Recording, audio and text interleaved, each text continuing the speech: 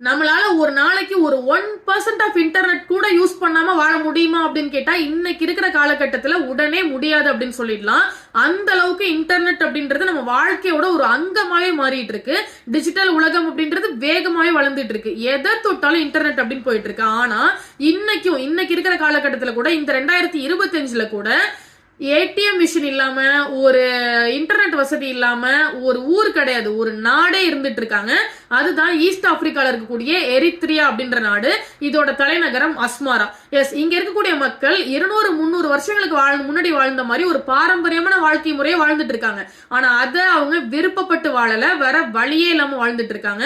இந்த நாட்டுல internet use பண்ணணும் அப்படின்னா அது ஒரு மணி நேரத்துக்கு இல்ல 2 மணி நேரத்துக்கு அப்படின்னு சார்ஜஸ் இருக்கும். அதுவும் 1 மணி நேரத்துக்கு நம்ம இந்திய ரூபாய் மதிப்புல 200 ரூபாய் 300 ரூபாய் வரைக்கும் அவங்க பே பண்ணணும். அப்படி அவங்க பே பண்ணாலும் உங்களுக்கு இன்டர்நெட் கிடைக்குமா அப்படின்னு கேட்டா கிடைக்காது. அந்த அளவுக்கு சிக்னல் ஒஸ்டா இருக்கும். அது மட்டும் இல்ல, ஈஸ்ட் ஆப்பிரிக்காவோட வடகொரியா அப்படின்னு தான் எரித்ரியாவை சொல்றாங்க.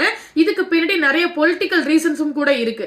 ஆனா இந்த மக்கள் இதுல 99.5% மக்கள் இன்டர்நெட்டை யூஸ் பண்ணாம தான் இன்னைக்கு வாழ்ந்துட்டு இருக்காங்க அப்படின்றது எனக்கு ஒரு ஷாக்கிங்கான இன்ஃபர்மேஷனா இருந்துச்சு.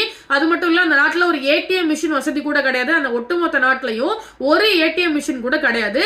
இந்த மாதிரியான ஒரு வாழ்க்கை முறையை இப்ப இருக்கிற காலகட்டத்துல ஒரு குறிப்பிட்ட மக்கள் வாழ்ந்துட்டு இருக்காங்க அப்படின்றது நான் தெரிஞ்சுக்கிட்ட ஒரு அன்னோன் அண்ட் ஷாக்கிங் இன்ஃபர்மேஷனா பாக்குறேன்.